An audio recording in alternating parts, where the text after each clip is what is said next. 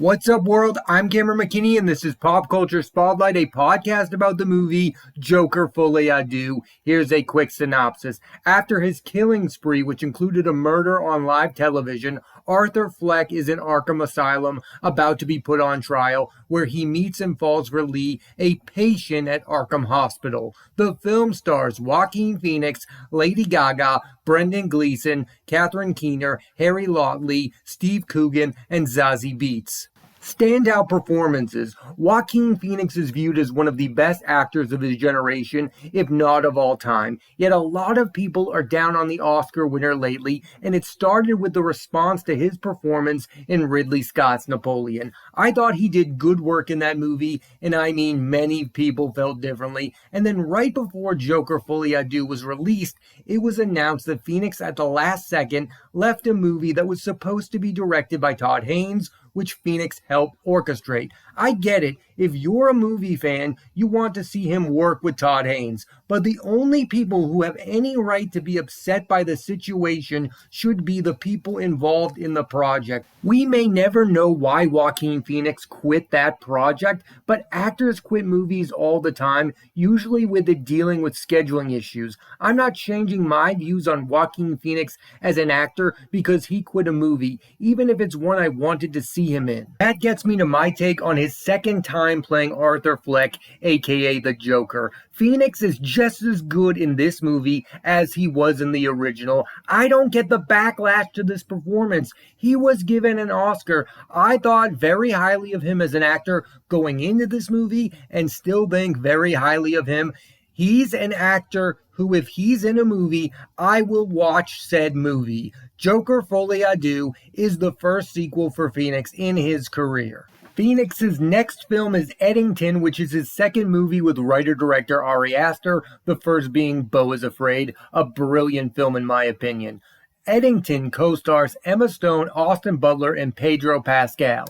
So the biggest thing that got me excited for a sequel to The Joker was the casting of Lady Gaga as Harley Quinn, a character that was first created during the Batman animated series in the 1990s. And while I think she's better in A Star is Born and in House of Gucci, I found her to be really effective as the character. And she's not the same old Harley Quinn as Margot Robbie, and I'm okay with that. I like to see different interpretations of characters. Harley Quinn in Joker Folie is a fanatic of Arthur Fleck, and I like that these two well-known characters had a different dynamic.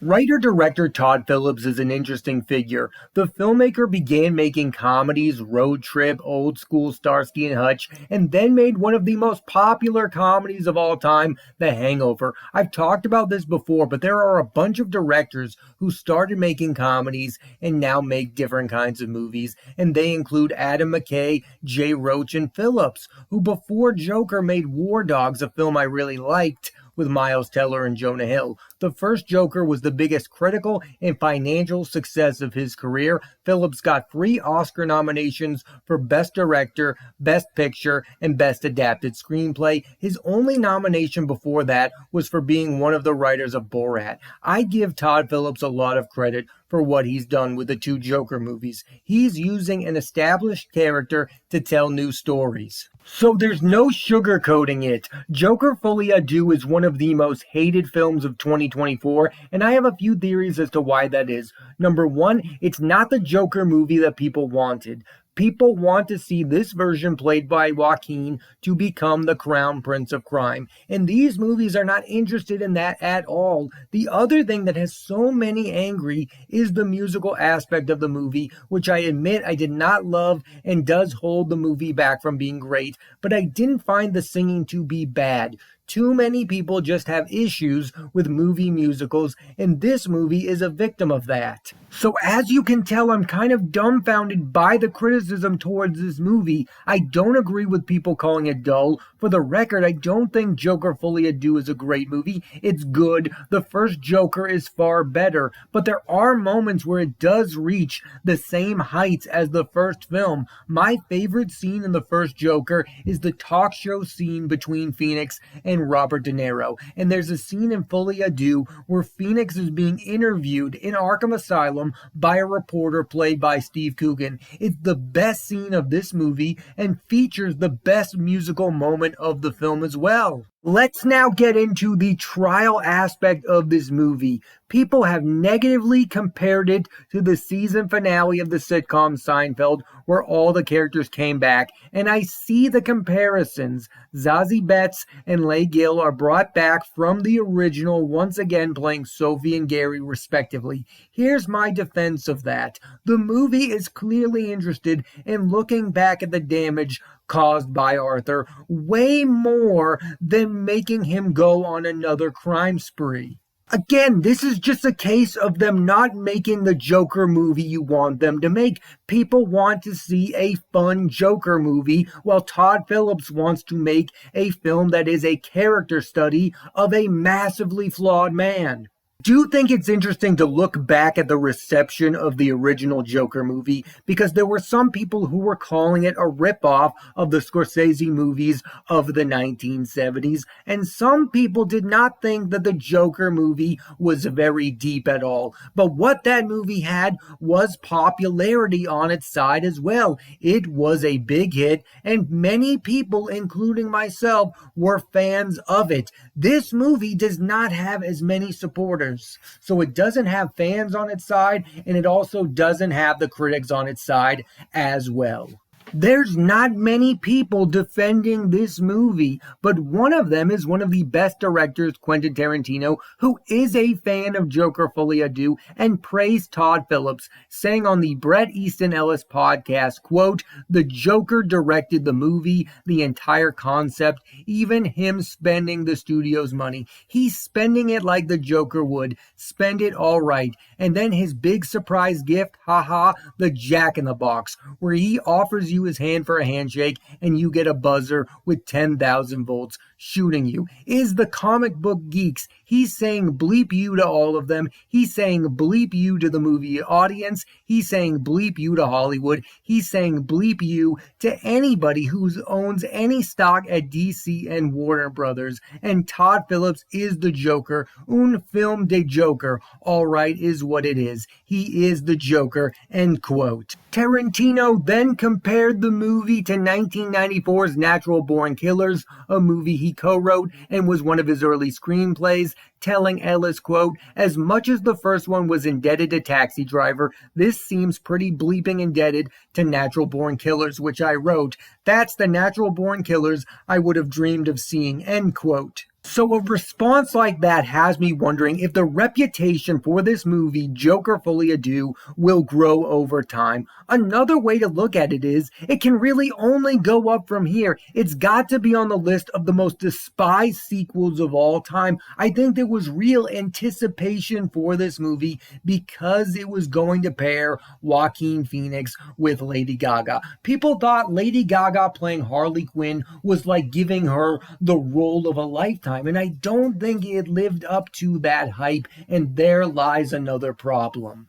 Another thing I wanted to touch on is I feel like the first Joker movie was making more nods towards the mythology of Batman, while this film wasn't. I mean, yes, Harry Lautley is in this movie playing a well-established Batman character in Harvey Dent, but he's not the Harvey Dent we know of. He's not the Aaron Eckhart Harvey Dent, and he sure isn't the Tommy Lee Jones version of the character either. He's just a cynical lawyer. My point is, the first Joker movie had just enough things in it to please fans of Batman, while this movie doesn't. It doesn't give you the Harley Quinn you want to see, and it doesn't give you the Harvey Dent you want to see. It tries to do something new, which I admire, but most people are ticked off by.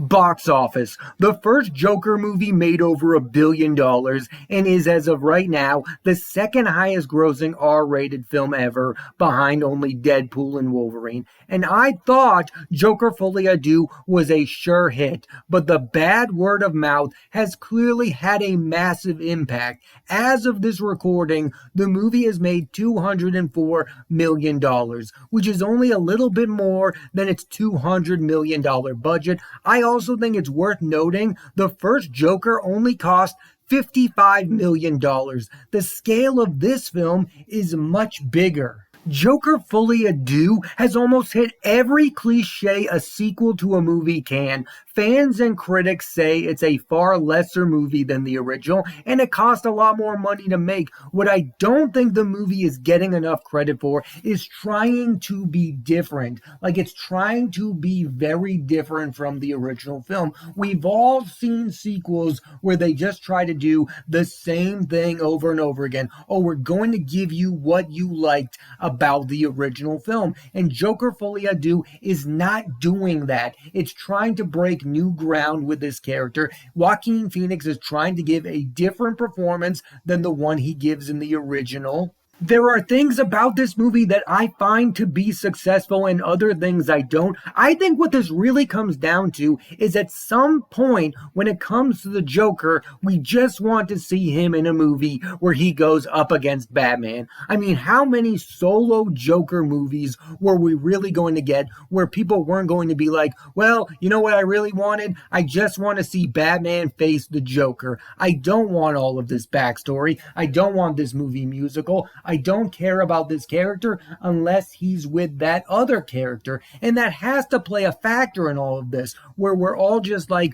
where is Batman? A similar issue is happening with Tom Hardy's Venom, which I think are far less movies than Joaquin Phoenix's Joker films. What's happening with Venom is we're all of a sudden being like, you know what, Venom is interesting and Tom Hardy is a really good actor, but what we really want to see is for him to go up against the likes of Tobey Maguire, Andrew Garfield, or Tom Holland. You know, Spider-Man, his arch enemy. These solo villain movies can only go so far. You kind of need the original hero to be in the movie. It's like Lex Luthor. I love Lex Luthor as a character. He's a great comic book villain, but would I want to see a solo Lex Luthor movie? Probably not. Now, the first Joker movie really worked, but I think they have kind of taken a solo Joker film as far as it can go. And this is coming from somebody who likes Joker Folie. I don't need another Joker movie. What I would like is a great movie where Batman faces the Joker. Call me old-fashioned. I loved seeing Christian Bale go head-to-head with Heath Ledger's Joker, Michael Keaton going up against Jack Nicholson, and yes, I do want to see Robert Pattinson go up against Barry Keoghan's Joker. I don't care how you feel about that deleted scene. Barry Keoghan is a great actor, and I would like to see him be in the sequel to The Batman. If you look at the current landscape of comic book movies, I believe Joker Folie is better than most of these movies. I feel like it's better than most recent Marvel films, The Eternals, Doctor Strange in the Multiverse of Madness, or any of those Disney Plus Marvel shows. I think Joker Folie is interesting, and I understand if you disagree with me, but it's better filmmaking overall. Like, Joker Folie is a good-looking movie with a good score, good performances, and actors who are invested in the role. I feel like Joaquin Phoenix cares about the character of Arthur Fleck. I know a lot of people have a different reading on the situation. I've heard some people say he mailed in this performance. I could not disagree with that more.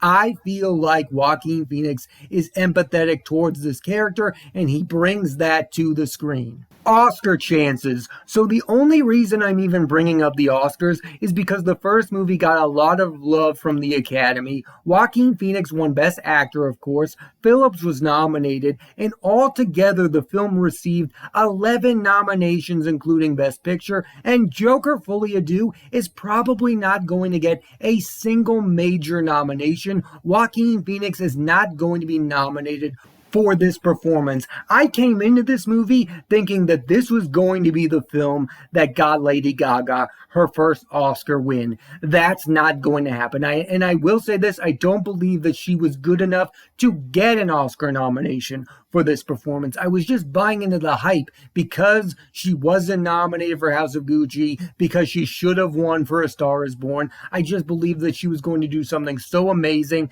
that the Academy couldn't deny her an Oscar. unfortunately that didn't happen. But she's not as bad as people are making it out to be.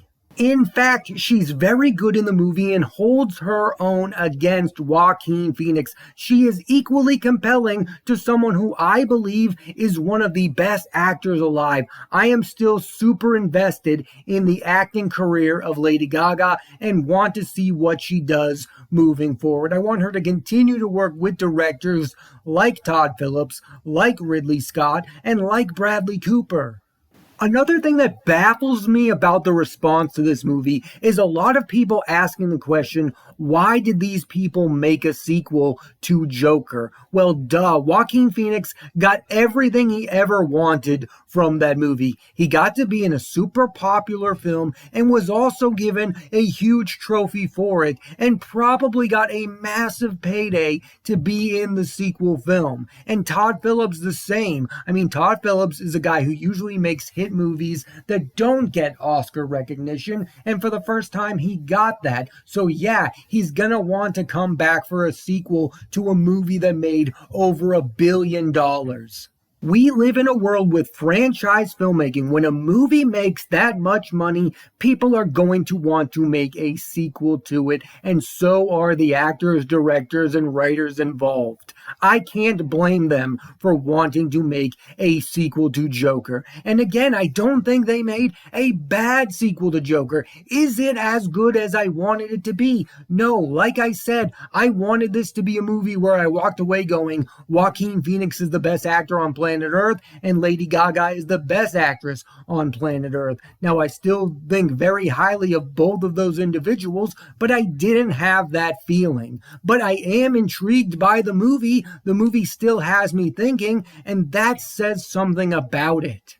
I felt like the two stars of the movie enjoyed making this movie, and that means something to me. I felt like Joaquin Phoenix was having a good time playing Arthur Fleck, and the same for Lady Gaga. In the end, I just don't think this was this massive downfall from the first film. I think there's still something special and unique in Joker Folie that you see from the first movie. Joaquin Phoenix is still very interesting playing the character of Arthur Fleck. I'm not sure I was even on board with him winning the Oscar for the first movie. I love that we live in a world where Joaquin Phoenix won an Academy Award, but he's been far better in other movies, and those movies include, I don't know, Gladiator, Her. There are so many better performances. For the moment, Joker Folie is going to go down as the most disappointing film of 2024, and I can't argue that fact. More people are disappointed by it than not. I'm just here to say I'm not one of those people disappointed by it. I thought it was a very ambitious film where they were really going for something. Did they fully get there? No. But again, I want to praise the scene between Joaquin Phoenix and Steve Coogan. I thought it was the best overall scene in the film. It's the scene that showcases Todd Phillips' mastery of the tone he wanted for this movie. And that's another reason why I'm not going to call Joker Folie a failure, because I think it's what the filmmaker wanted to make. When I think of failures when it comes to movies, I think of movies that don't achieve the thing they wanted to or don't understand what movie they are making. Joaquin Phoenix made the Joker movie he wanted to make, and so did Todd Phillips. I think Joker Folie was their vision from the get-go, and they made that vision happen. Whether or not you liked it, that's another story. But to call the movie bad, I think is just flat out wrong. So two things can be true at the same time. I can like Joker Folie and also hope that it is the last time we see Joaquin Phoenix play Joker. Like, I don't need to see him play Arthur Fleck anymore. He's done it. He did a very good job in 2 movies. Now we can move on. I want to see what other kinds of movies Todd Phillips can make. I want to see Lady Gaga do something else. I don't need a sequel to this. And listen, it doesn't matter that I'm saying that, because they're not going to make a sequel to Joker Folie, a movie that I do think is good, not great. I'm fascinated to see what the legacy of Joker Folie will be in about 5 years from now. Will it become a cult classic? Only time will tell. Thanks for listening to this edition of Pop Culture Spotlight. I'm Cameron McKinney, and there'll be a new episode of the podcast every Thursday on Apple Podcasts and Spotify. I recommend you check out Joker Folie. Next week on the podcast, I'm talking about Corley Foggia's The Substance, starring Demi Moore and Margaret Qualley. So tune into that, and please rate, review, and subscribe.